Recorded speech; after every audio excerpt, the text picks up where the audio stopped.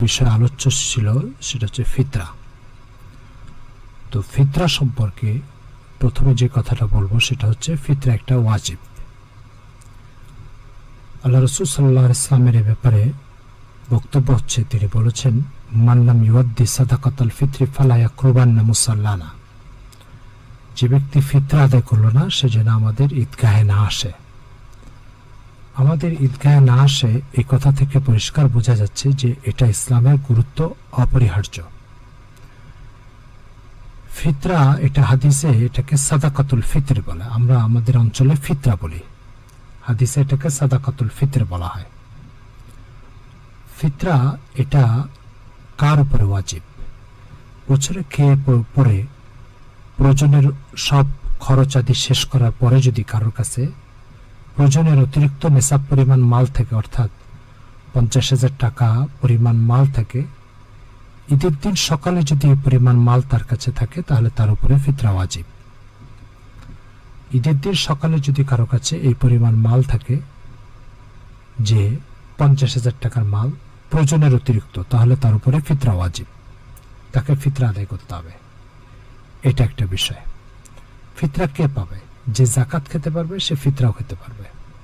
তবে ফিতরা দেওয়ার ক্ষেত্রে ওই ব্যক্তিগুলোকে নির্বাচন করা উচিত যারা তাদের জীবনের অপরিহার্য প্রয়োজন মেটানোর মতো অর্থ ব্যবস্থা করতে পারে না, সেই মানুষগুলোকে ফিতরা দেওয়া উচিত।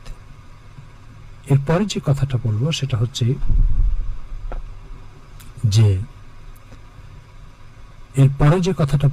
হচ্ছে ফিতরা ঈদের দিন সকালে দেওয়া উচিত, হাদিসে বক্তব্য। তবে কেউ যদি তার আগে দিয়ে দেয় তাহলে ফিতরা জায়েজ হয়ে যাবে, আদায় হয়ে যাবে।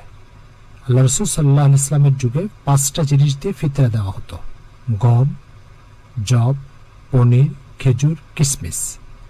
এই 5টা জিনিস দিয়ে ফিতরা দেওয়া হতো। কেউ যদি জব দিয়ে দেয় তাহলে আদাসার অর্থ হচ্ছে বর্তমানে 1 কেজি 633 গ্রাম আটা বা তার মূল্য। আর যদি কেউ পনির, কিশমিশ আর খেজুর দিয়ে দেয় তাহলে 3 কেজি 266 গ্রাম তাকে পরিশোধ করতে হবে। 3 কেজি 266 গ্রাম। ফলে সর্বোচ্চ ফিতরা মূল্য হচ্ছে 2310 টাকা আর সর্বনিম্ন ফিতরা মূল্য হচ্ছে 75 টাকা।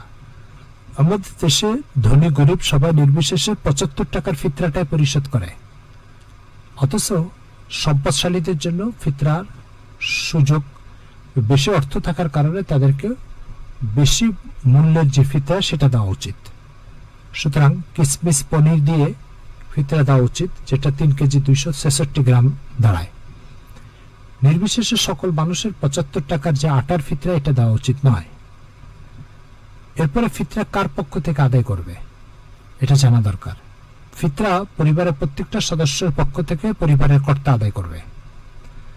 পরিবারের সদস্যদের পক্ষ থেকে পরিবারের কর্তা আদায় করবে। প্রাপ্তবয়স্কদের জন্য আদায় করা জরুরি না, প্রাপ্তবয়স্কদেরটা নিজেরা আদায় করবে। তবে প্রাপ্তবয়স্কদের পক্ষ থেকে যদি কেউ আদায় করে দেয় আদায় হয়ে যাবে, তবে নাবালকদের পক্ষ থেকে বাড়ির কর্তাকে আদায় করতে হবে।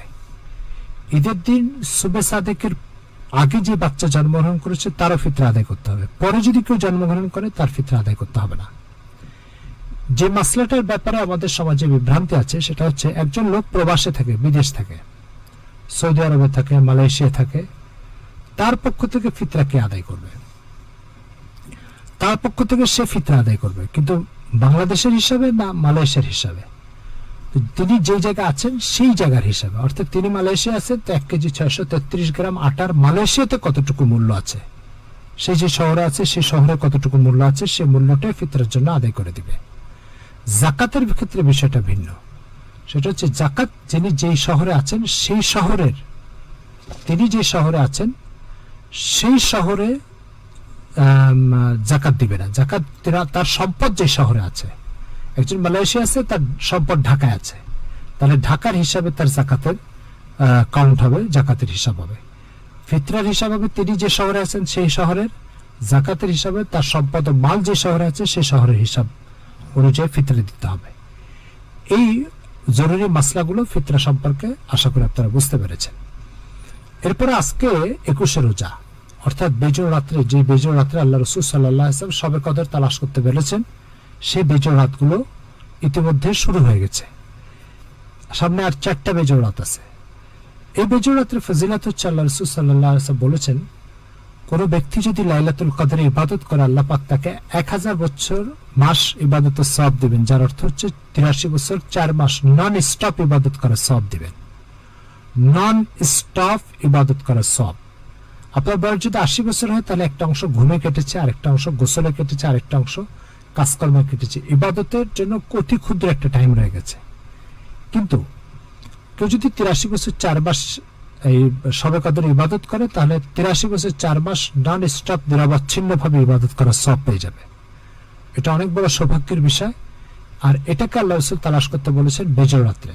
তো একটা বেজোড় রাত চলে গেছে, সামনে আরো 4টা বেজোড় রাত আসবে ইনশাআল্লাহ। এই জন্য এই বেজোড় রাত্রে লাইলাতুল কদর তালাশের জন্য আমরা সচেষ্ট হই। কোনো ব্যক্তিকে যদি বলা হয় যে 5টা টিকিট আছে, টিকিটের কোনো একটা টিকিট কিনলে তুমি এই 1 কোটি টাকা দামের ফ্ল্যাটটা পেয়ে যাবে, তো যদি তাকে বলা হয় 5টা টিকিটই তোমার জন্য কেনার সুযোগ আছে, তাহলে সে 5টা টিকিটই কিনবে ওই ফ্ল্যাট পাওয়ার জন্য।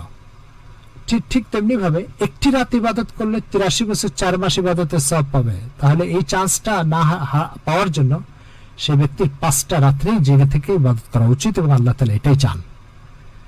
এরপর একটা বিষয় হচ্ছে ইতিকাফ। মসজিদে শেষ 10 দিন রমজানের ইতিকাফ করা, এটা সুন্নতে মুআক্কাদা। এলাকার কোন একজন ব্যক্তিকে করতে হবে, যদি কেউই না করে সবাই গুনাহগার হবে। আমাদের সমাজে ইতিকাফের লোক পাওয়া যায় না, এই জন্য টাকা দিয়ে ইতিকাফ করানো হয়। এটা গুনাহের কাজ, এবং এটা দ্বারা ইতিকাফ আদায় হবে না। ইবাদত কখনো বিক্রি হয় না। তো এই জন্য মহল্লার কোন একজন মানুষকে ইতিকাফ করলে সবার গুনাহ থেকে অব্যাহতি পাবে। এই জন্য ইতিকাফ মহল্লার মসজিদে করা উচিত। এরপরে ইতিকাফরত ব্যক্তিরা তারা মসজিদ থেকে বের হতে পারবে না, অপ্রয়োজনীয় কথা বলতে পারবে না। মসজিদ থেকে বের হলে ইতিকাফ নষ্ট হয়ে যাবে। তো আশা করি ইতিকাফ, লাইলাতুল কদর আর ফিতরা, এই 3টার বিষয়ে আমরা সংক্ষিপ্ত আলোচনা করেছি। আল্লাহ পাক আমাদের সবাইকে বোঝার ও আমল করার তৌফিক দান করেন। প্রিয় দর্শক ও শ্রোতাবৃন্দ, অনেক জীবন ঘনিষ্ঠ গুরুত্বপূর্ণ বিষয় আমরা আলোচনা করেছি, করছি এবং করব। আপনাদেরকে অনুরোধ করব যে দ্বীনের এই কথাগুলো আপনারা অন্যের কাছে পৌঁছিয়ে দেন। দ্বীনের প্রত্যেকটা কথা পৌঁছানো, এটা আমার আপনার উপরে আল্লাহ ও তার রাসূলের পক্ষ থেকে অর্পিত দায়িত্ব আছে। আর এই দায়িত্ব পালনের জন্য আপনার একটা শেয়ার দরকার। দ্বীনের এই কথাগুলো নিশ্চয়ই আপনি পড়াশোনা করে তৈরি করা আপনার জন্য একটু কঠিন। তো এই জন্য সহজেই আপনি পৌঁছানোর যে দায়িত্ব আপনার উপরে, এই দায়িত্বটা আপনি একটা শেয়ারের মাধ্যমে আদায় করে ফেলতে পারেন। ফলে প্রত্যেককে অনুরোধ করব, খুব বেশি শেয়ার করে দেন, যাতে করে অসংখ্য বান্দাদের কাছে দ্বীনের এই কথাগুলো পৌঁছে যায়। সবাই রমজানকে সুসংহত করতে পারে, ফলপ্রসূ করতে পারে, এবং রমজানের হক আদায় করতে পারে। আল্লাহ পাক সেই তৌফিক আমাদের সবাইকে দান করুন।